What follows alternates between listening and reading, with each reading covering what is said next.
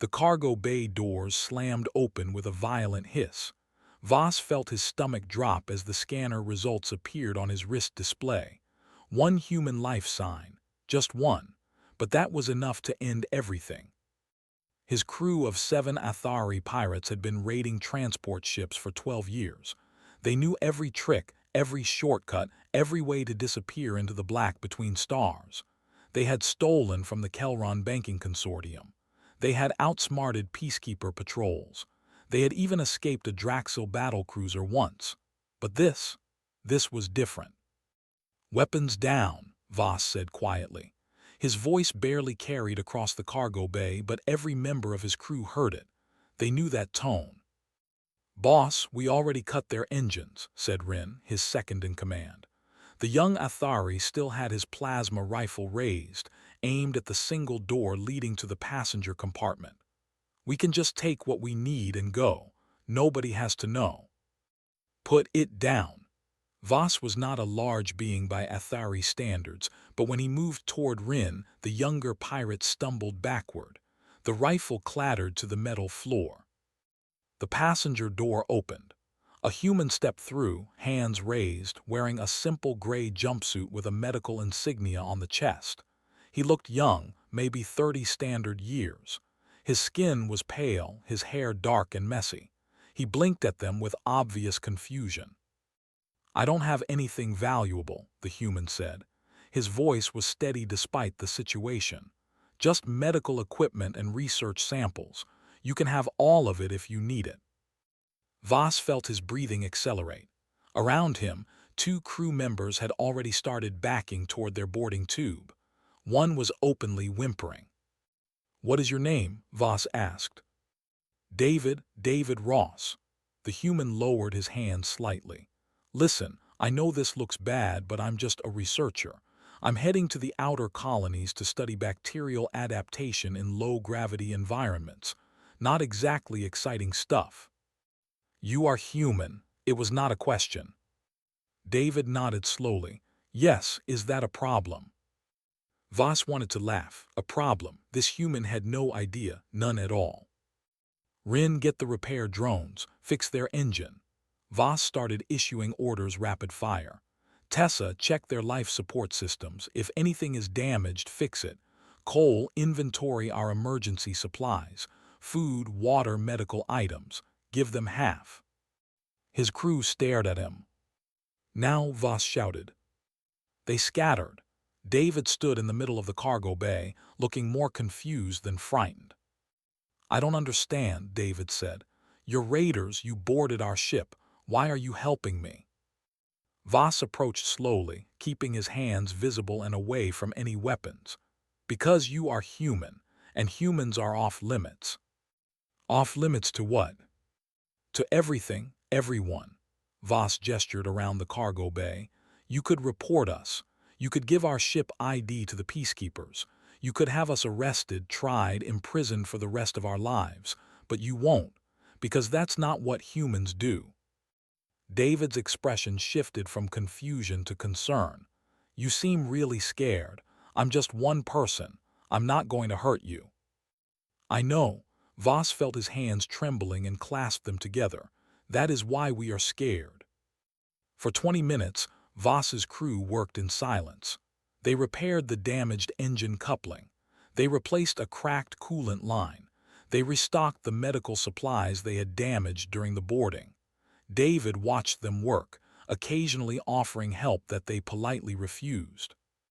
When everything was finished, Voss approached David one last time. "You will reach the colony in 4 days now.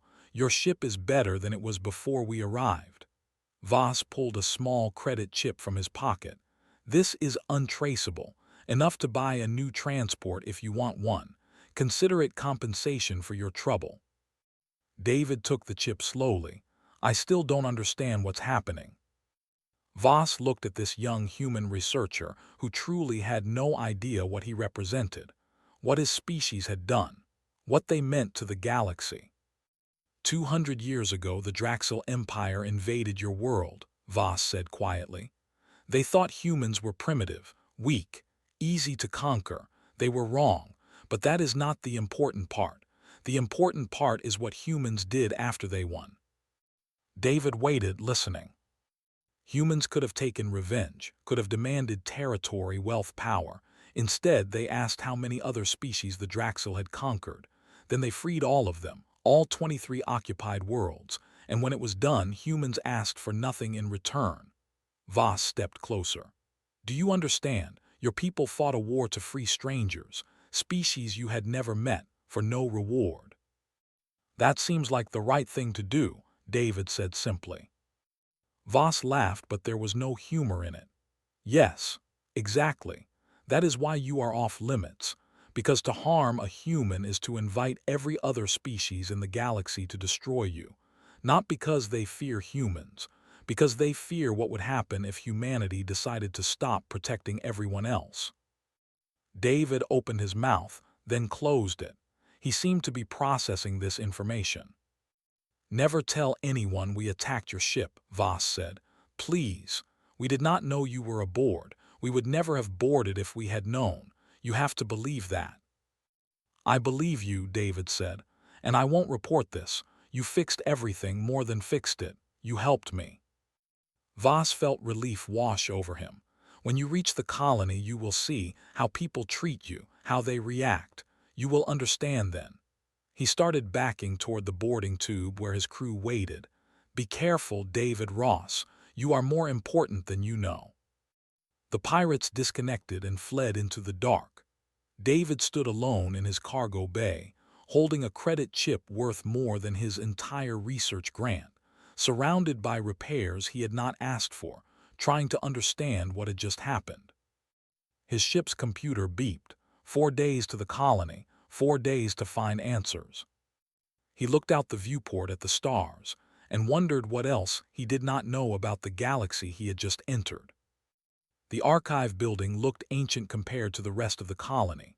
While other structures gleamed with modern alloys and energy-efficient glass, this place was built from actual stone, imported from somewhere at great expense.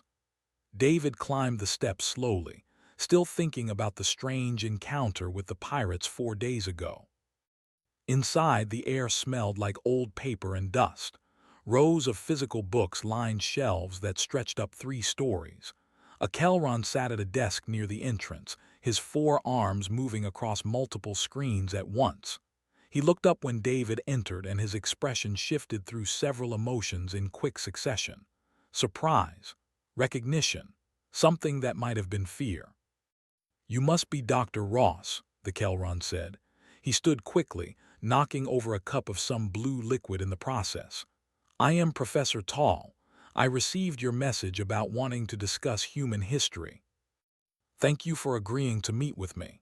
David extended his hand for a handshake, then remembered that many species found the gesture strange. He lowered it awkwardly. Tall stared at the extended hand for a moment, then carefully reached out with one of his own appendages and grasped David's hand briefly. I have been studying humans for 40 years. I know about handshakes. Please follow me. They walked through the archives, past sections labeled in languages David could not read. Tall moved with purpose, leading him to a door marked with symbols that looked like warnings. This section is sealed to most researchers, Tall explained as he pressed his palm to a scanner. It contains records of the contact wars. Most species prefer not to think about that time. The room beyond was smaller than David expected. A single table sat in the center, surrounded by screens and storage units. Tall activated several displays and images began to appear. Ships, planets, beings David did not recognize. What do you know about first contact between humans and the wider galaxy? Tall asked. Not much, David admitted. History was never my strong subject. I know we met the Draxel first. There was a war, we won. Then we joined the Galactic Council. Tall made a sound that might have been a laugh. That is the simplified version they teach children. The truth is more complicated and more terrifying. He pulled up an image of Earth from space. It looked beautiful. Blue and green and white, exactly like the photos David had seen his whole life. 200 years ago, this was an isolated world, Tal said. Humans had barely begun exploring your own solar system. You had primitive satellites, simple space stations, no faster-than-light travel, no energy shields, no plasma weapons. He paused. The Draxel saw this and thought you would be easy to add to their empire. The next image showed massive ships descending through Earth's atmosphere. David leaned forward, fascinated despite himself. The Draxel had conquered 47 species before humans, Tal continued. They had a process, land overwhelming force in major population centers, demonstrate technological superiority, accept the inevitable surrender, install a colonial government. It usually took less than one planetary rotation. But it didn't work that way with humans, David said. No, Tal's voice was quiet. It did not work that way at all. He pulled up footage that looked old and damaged. David saw human cities he recognized. New York, Beijing, Mumbai, Lagos, and above them alien ships firing weapons that turned buildings to dust. For the first 6 hours, the Draxel thought everything was proceeding normally, Tal said. Yes, humans fought back, but every species fights back initially. What the Draxel did not understand was that humans were buying time. The footage switched to news broadcasts from Earth. David saw something he had never imagined. Every flag on the planet, side by side. Every language being translated in real time. Every leader of every nation standing together. Humans did something no other species had ever done, Tal said. You stopped fighting each other instantly. Nations that had been enemies for centuries formed alliances in minutes. Every military on Earth, regardless of politics or ideology, became a single united force with one goal. Survival, David whispered. No, Tal looked at him directly. Victory, you did not fight to survive, you fought to win. The professor showed him more footage. Humans using primitive weapons against advanced technology, cities in ruins, casualties in the millions, but through it all, humans kept fighting. The Draxel could not understand it, Tal said. They destroyed military bases, and humans fought from civilian buildings. They destroyed those buildings, and humans fought from underground. They poisoned the atmosphere in some regions, and humans built sealed suits and kept fighting. Every calculation the Draxel made about acceptable losses was wrong. Humans had no acceptable losses when defending your home. David felt something tightening in his chest, pride, horror, both at once. 11 months, Tal said. The war lasted 11 months. The Draxel lost 3,000 ships, 200,000 soldiers. They had never lost that many in all their previous conquests combined. And you know what finally ended it? David shook his head. Tal pulled up a recording. A human woman in a military uniform speaking into a camera. Her face was covered in dust and dried blood, but her eyes were clear and hard. This is General Ruth Williams, the recording said, broadcasting to the Draxel fleet. You have killed 30 million of us. You have destroyed our cities. You have poisoned our air and water, and we are still here. We will always be here. You can kill every human on this planet, every single one, but I promise you this. The last human standing will kill the last Draxel soldier standing. Your empire will die for this rock you tried to take. Is it worth it?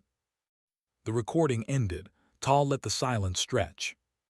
3 days later, the Draxel withdrew every ship, he said finally. They had never retreated before. Never. In 600 years of conquest, they had never abandoned a planet, but they abandoned Earth. David tried to process this. So we won, and then what?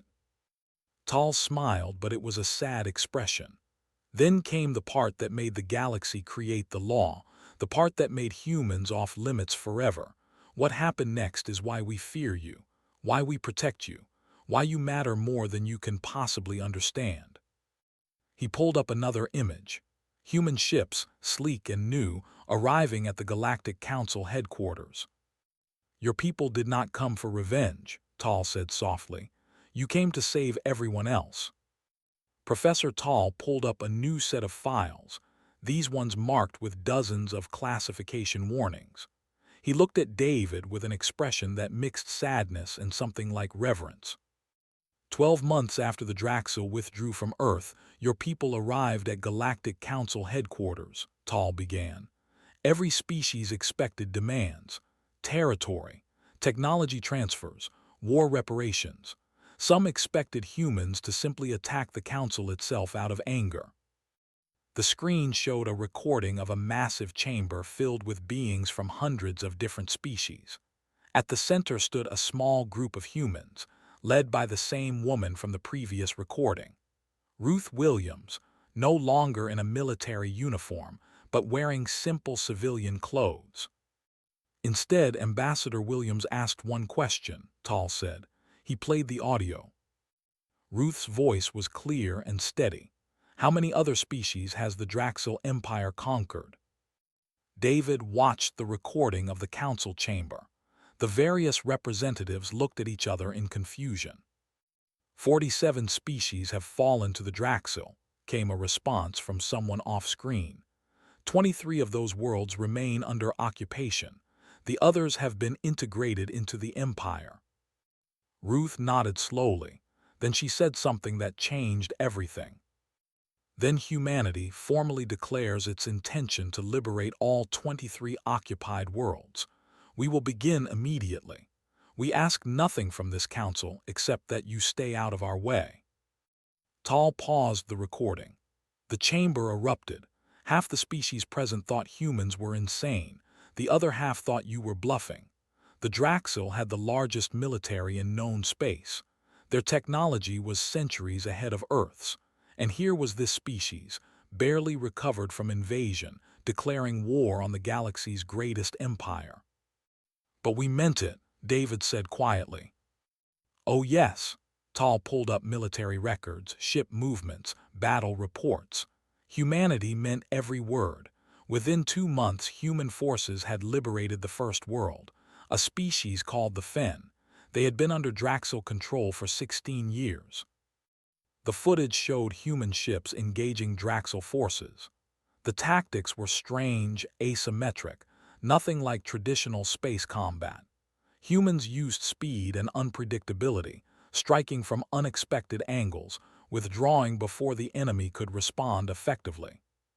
But here is what shocked the galaxy, Tall said. Look at this.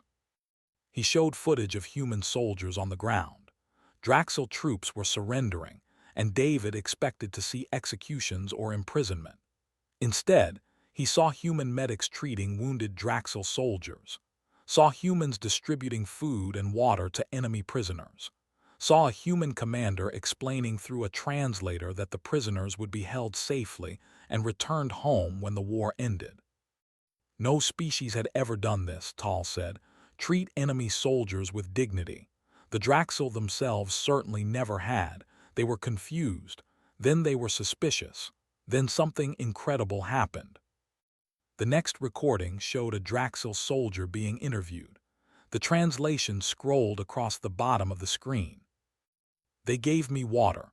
I tried to kill them this morning and they gave me water. They treated my wounds. They asked if I had family, if there was anyone they could send a message to let them know I was alive.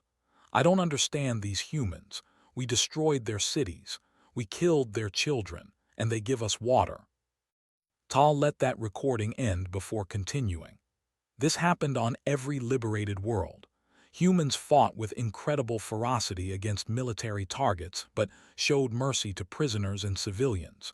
You rebuilt infrastructure, established medical facilities, delivered food to populations that were starving under Draxil occupation. It's just basic decency, David said, but even as he spoke, he could see how profound this must have seemed to other species. Basic decency was not basic to the galaxy, Tall replied. Most wars ended in subjugation or genocide. The concept of fighting a war with rules, with mercy, with concern for enemy wounded, that was uniquely human.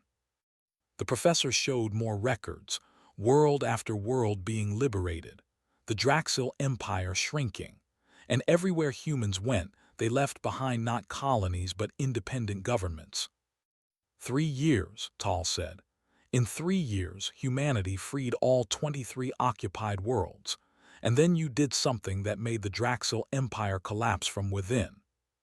He showed footage of Draxel civilians, not soldiers. They were protesting in their own streets, demanding their government surrender. Draxel soldiers returned home and told the truth, Tal explained. Told their families that humans fought honorably, that humans treated prisoners well, that humans were not the monsters their government claimed. When the Draxel population learned that their empire had started the war, that Earth had been invaded without provocation, that humanity was fighting to free others rather than conquer them, they revolted. David watched as the Draxel government fell, not from human military action, but from its own people demanding change. The empire dissolved in months, Tal said, and when it did, humanity made another declaration that shocked the galaxy. Ruth Williams appeared on screen again, older now, speaking to the Galactic Council. Humanity claims no territory from this war. We seek no reparations. We ask for no payment for the liberation of occupied worlds. What we do announce is this: the Human Protection Accord. Any species facing oppression, facing conquest, facing injustice may request human intervention. We will respond. We will protect those who cannot protect themselves. This is our promise to the galaxy. The recording ended. Tal looked at David with an intensity that made him uncomfortable. 187 species voted to make humans a protected class, Tal said. Every single member of the Galactic Council. The vote was unanimous, not to protect you from us, to protect you from anyone who might make you angry enough to stop being merciful. That's not why we fight, David protested. We don't want revenge, we just want to help. I know, Tal smiled sadly. That is exactly why the law exists, because humans see injustice and cannot walk away, see suffering and must act. The galaxy protects you because you protect the galaxy. And if someone harmed humans, if someone gave you a reason to stop caring about mercy, to stop caring about what's right, we would lose the only species that consistently chooses compassion over conquest. David sat back, overwhelmed. We're just people, we're not special. No, Tal agreed. You are just people. People who decided that protecting strangers was worth dying for. People who showed the galaxy that strength and mercy are not opposites. You changed everything, David Ross, and now everyone is terrified of losing that change. The alarm woke David from a deep sleep. Not the gentle wake-up tone his quarters usually provided, but a harsh, blaring sound that meant emergency. He rolled out of bed and grabbed his communicator. All personnel to designated safe zones, a voice announced over the colony-wide system. This is not a drill. Unknown hostile vessel approaching the system. All personnel to safe zones immediately. David pulled on clothes and rushed into the corridor. Other researchers and colonists were moving quickly but not panicking. They had drills for this. Everyone knew where to go. In the safe zone, a reinforced chamber deep underground, David found himself pressed between a Meridian engineer and a Thorsian botanist. Screens on the walls showed what was happening above. A ship had dropped out of hyperspace at the edge of the system. It was massive, angular, painted in colors David did not recognize. The colony administrator, a nervous Kelron named Seth, was trying to establish communication. Unidentified vessel, this is Haven Colony. You have entered our space without clearance. Please state your intentions. The response came quickly, and it was not friendly. This world has resources we require. You will evacuate within one rotation or be removed by force. David heard murmuring around the safe zone. The Meridian engineer next to him whispered, Vorqua. They only achieved faster-than-light travel 3 years ago. Aggressive species. No respect for council protocols. On the screen, Seth was frantically typing. Please be advised that this colony is home to multiple species under Galactic Council protection. We urge you to reconsider your approach and open diplomatic channels." The Vorquin commander laughed. It was an ugly sound. "We are not interested in your council. Your protection means nothing to us. We claim this world. Leave or die." David felt anger rising in his chest. This colony had 60 people, scientists, farmers, teachers. They were not soldiers, and this Vorquin ship was threatening to kill them for resources. He pushed forward through the crowd. "Let me talk to them." Seth turned, his eyes wide. "Dr. Ross, please, we have protocols for this." "They're not listening to protocols," David said. "Let me try." Seth hesitated, then nodded and handed David a communicator linked to the public channel. "Vorquin vessel, this is Dr. David Ross. I'm a human. I'm one of the people you're threatening right now." There was a pause. Then the Vorquin commander's voice returned, dismissive. "Human, we have heard stories about your species, weak, sentimental. You hide behind laws and expect others to fight for you. We fear no one." David took a breath. "I'm not asking you to fear me. I'm asking you to think about what you're doing. This colony has families, children, people who just want to live their lives. You don't need to do this. We need the minerals on this planet. You are in our way. It is simple." "Nothing is that simple," David said. But even as he spoke, he saw something happening on the screens. Ships were appearing, lots of them. They dropped out of hyperspace in formations around the planet surrounding the Vorquin vessel. David recognized some of the designs. Kelron, Meridian, Athari, even a Draxil ship which surprised him. 7 different species, all arriving within minutes of each other. Seth was staring at his screens in disbelief. How did they get here so fast? The Meridian engineer next to David explained quietly. "Human proximity alert. Every human in known space has a tracking beacon, not to spy on you, to protect you. When you identified yourself on that channel, every nearby ship received an automatic emergency signal." David felt a chill run down his spine. "You track all of us." "We protect all of you," the engineer corrected. "There are only 40,000 humans in the galaxy. Every single one matters." On the screen, the Vorquin commander was receiving messages from the newly arrived ships. All of them said variations of the same thing. "Stand down. Leave immediately. Do not harm the human." The commander's voice came back, still arrogant. "You think numbers frighten us. We are Vorqua. We bow to no one." Then the Vorquin ship fired. Not at the colony, but a warning shot toward one of the responding vessels. The plasma bolt passed within 500 meters of the colony's outer dome, 500 meters from where David stood underground. The response was immediate and overwhelming. Every ship that had arrived to protect the colony fired simultaneously, not at the Vorquin hull but at specific systems. Engines, weapons, communications arrays. The Vorquin ship went dark in seconds, disabled but intact. A voice broadcast on all frequencies. David did not recognize the species, but the tone was unmistakable. Anger mixed with restraint. "You fired near a human. This is your only warning. Your ship is disabled. Your crew is unharmed. Peacekeepers are en route to take you into custody. If you had actually hit the colony, if you had harmed even one person, especially the human, there would be nothing left of your ship but debris." The Vorquin commander tried to respond, but his communications were down. His ship drifted, powerless. David stood in the safe zone, watching ships from a dozen different species maintain a protective formation around the colony. Around him, these beings, most of whom had never met a human, had risked their ships, their lives to protect him. "How many ships respond to these alerts?" he asked the Meridian engineer. "Any ship within range. It's not a law, it's not required, it's just what everyone does." The engineer looked at him. "You really don't know what you are to us, do you?"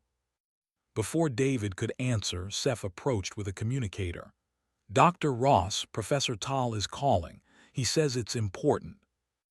David took the device. Tal's voice was urgent. David, are you safe? Yes, I'm fine. Ships arrived. They disabled the hostile vessel. Of course they did. Tal sounded relieved. Come back to the archives when this is over. There is more you need to understand. What happened today, this will happen every time, anywhere you go, because humans are off limits, and the galaxy takes that very seriously. David returned to the archives 3 days after the Vorquin incident. The hostile ship had been taken away by peacekeepers, the crew arrested and charged with reckless endangerment of a protected species. The penalty was severe, 20 years rehabilitation. Tal was waiting with tea and what looked like dozens of files spread across his desk. The elderly Kelron looked tired but determined. Sit, Tal said. We need to talk about what your protection actually means to the people it affects. David sat, accepting a cup of the strange blue tea. I've been thinking about that, about how many ships responded, how quickly they came. It seems excessive for one person. It is not about one person, Tal corrected gently. It is about what that person represents, but I am getting ahead of myself. I want to show you something different today, not military history, personal stories. He activated a screen showing a family. They were Kelron, like Tal, with the characteristic 4 arms and bronze-colored skin. They stood in front of a small dwelling on a planet David did not recognize. The Venn family, Tal said. Their world was being strip-mined by the Corvan Mining Consortium 30 years ago. Legal, technically. The Corvans had purchased the rights from a corrupt local government. The population had no say in the matter. That's horrible, David said. Yes, and there was nothing they could do, until a human engineer named Paul Grant happened to be doing contract work on a nearby station. He was there to repair communications equipment, nothing to do with the Venn family or their world. The screen showed a middle-aged human man with graying hair and kind eyes, wearing a maintenance jumpsuit. Paul was eating at a restaurant when he overheard the Venn family talking about their situation, about how their water was poisoned, how their children were getting sick, how the mining operations were destroying everything. Tal's voice became softer. Paul could have ignored it. He had no connection to these people, no obligation. Instead, he spent 3 weeks investigating the Corvan operation. The screen showed documents, mining permits, environmental reports, all of them falsified. Paul discovered the corruption, documented it, filed a formal complaint with the Human Protection Accord. Within 1 month, human investigators arrived. The mining operation was shut down. The corrupt officials were removed. The Venn family's world began to heal. David studied the image of the family. They looked happy. The father, Dren Venn, sent this message to Paul, Tal said, playing a recording. We never asked for help. We never even spoke to you directly. You just heard us talking and decided our problem mattered. You spent your own time, your own money to help strangers. This is not normal. This is not what most species do. You showed us that someone cared. That changed everything. The recording ended. Tal pulled up another file. Bate Ramos, human teacher. She was traveling through the Meridian sector when her ship had mechanical problems. She stopped at a station for repairs and visited a local school while waiting. The screen showed a young woman with dark skin and bright eyes kneeling next to Meridian children. The school was falling apart, holes in the walls, broken heating systems, children learning in dangerous conditions. Let me guess, David said, she helped them. She did more than help. She organized a coalition of 16 different species to fund a complete reconstruction. She spent 8 months coordinating donations, managing construction, training new teachers.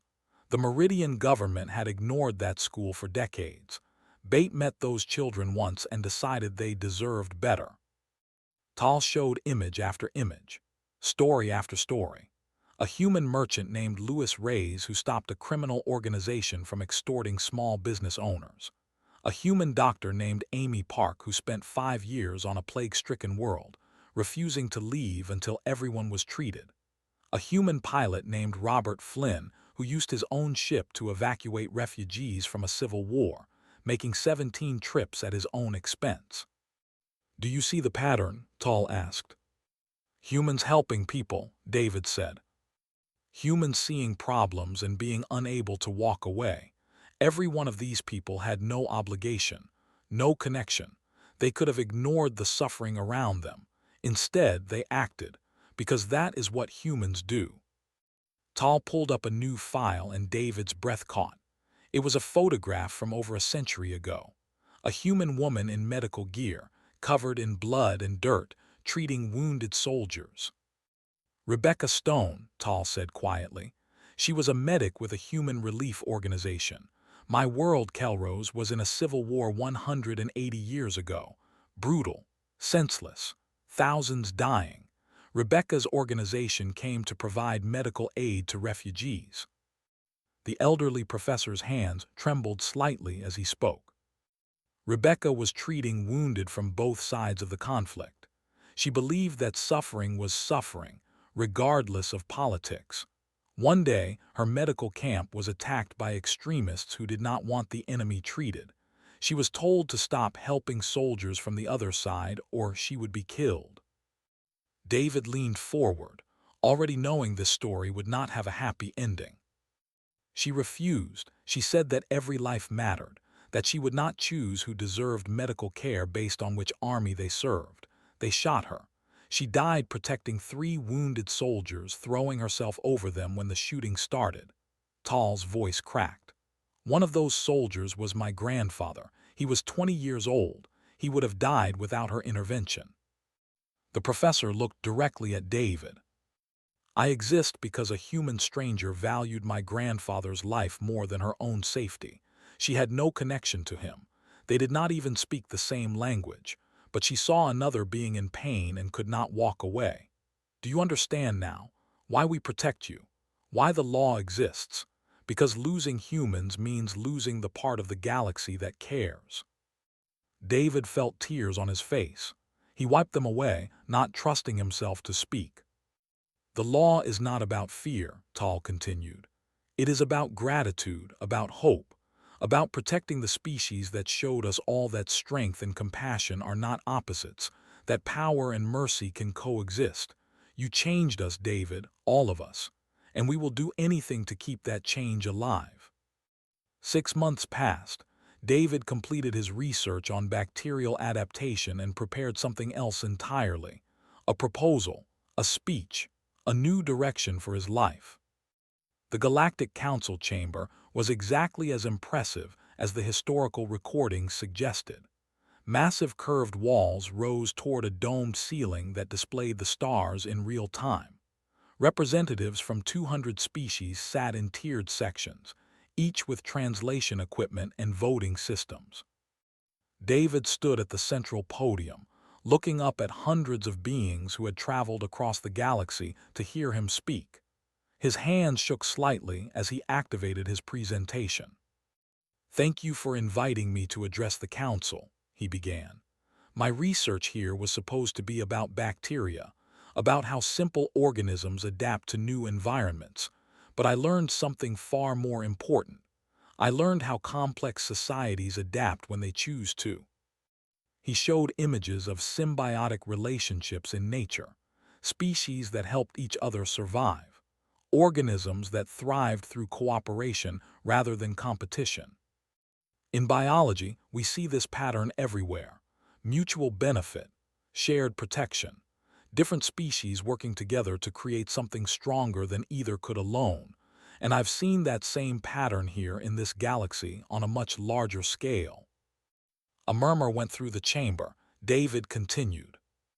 "I came here not knowing why humans were protected, not understanding the law, and what I discovered humbled me, changed me, made me realize that my species got lucky. We evolved on a harsh world that taught us cooperation was survival, but that's not special, that's just circumstance." He pulled up images of different worlds.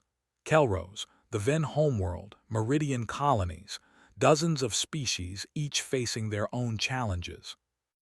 Every species here has the capacity for what humans do: empathy, justice, protection of the vulnerable. It's not uniquely human, it's universal. The only difference is whether a species chooses to act on it.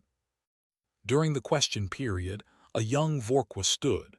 David recognized her from the file about the incident at his colony, the daughter of the commander who had threatened him. "Dr. Ross," she said, her voice steady despite obvious nervousness, "I am Kiva. My father is currently serving rehabilitation for threatening your colony. He is working there now, helping to build new structures. He sends letters. He talks about humans he works with, how they treat him with respect despite what he did." She paused. "How do we learn to be like that? How do we develop that instinct to protect rather than conquer?" David smiled sadly. "You don't need to be like us. You need to be the best version of your own species. Humans aren't special because we're human. We're the product of a dangerous world that killed us unless we work together. But Kiva, you're already asking the right question. You're already thinking about how to be better. That's the only instinct that matters." He looked around the chamber. "I want to propose something. The Human Cultural Exchange Initiative. We send volunteers to live among other species, not as teachers, not as examples, but as partners, to share Earth's history, all of it. The wars, the genocides, the terrible mistakes we made before we learned better." The chamber went quiet. "Humans are not examples of perfection," David continued. "We're examples of learning from catastrophic failure. We nearly destroyed ourselves dozens of times. We committed atrocities against our own species. We poisoned our own planet, but we learned. We changed. And if we can change, anyone can." He activated a list of names: 50,000 humans who had volunteered for the program. "These people want to help, want to share, want to work alongside you to build something better, not because humans are superior, because cooperation works, because protecting each other works, because choosing compassion over conquest works." The vote took 3 hours. David waited in an antechamber, drinking water and trying to calm his nerves. When they called him back, every representative was standing. The vote was unanimous. The Cultural Exchange Initiative was approved. 1 year later, David stood on the observation deck of a transport ship traveling between systems. He wore the insignia of Ambassador of Cultural Exchange. His job was to visit species across the galaxy, facilitating understanding, sharing knowledge, learning from others. His communicator chimed, a message from Professor Tall. "My book is complete. Humanity, the Catalyst Species. It will be published next month. Thank you for letting me tell your story. More importantly, thank you for living it." Another message came through. This one from Ruth Williams, now in her 90s, still advising the Human Protection Accord. "Heard about your speech. Proud of you, kid. Keep protecting the pack, all of it." David smiled and looked out at the stars. A ship passed nearby, Thorsian design. It flashed a friendly recognition signal. Another ship, Kelron this time, did the same.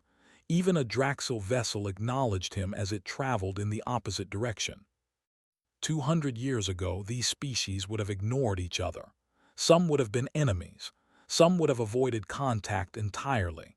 Now they traveled the same routes, traded freely, worked together on scientific research. His communicator chimed again. This time it was an emergency alert. A new species had just achieved faster-than-light travel. They were aggressive, territorial, claiming systems that belonged to others. The Galactic Council was preparing first contact protocols. David pulled up the file and read about this new species, the Rashik. They were strong, warlike, dismissive of what they called weaker civilizations. The pattern was familiar. He sent a message back to the Council. "I'll go. Let me make first contact." Because he understood something now. Something that Tal had tried to explain and that he had finally learned through experience. The law protecting humans was not really about protecting humans at all. It was about protecting the idea that things could be better, that violent species could change, that cooperation was possible, that strength could be used for protection rather than conquest. Humans represented proof that change was real, and the galaxy protected that proof fiercely because it gave everyone hope. David set course for Rashik space, already composing his opening message in his head. These new beings would be aggressive, dismissive, possibly hostile. They would learn, just like the Draxil had learned, just like the Vorqua were learning, just like humanity had learned over millions of years of hard lessons. Because that was what it meant to be human now. Not conquering, not demanding, just showing up, offering help, and giving others the chance to be better. And that was why humans were off limits, not because the galaxy feared them, because the galaxy needed them to keep being exactly what they were. Protectors, teachers, partners, hope.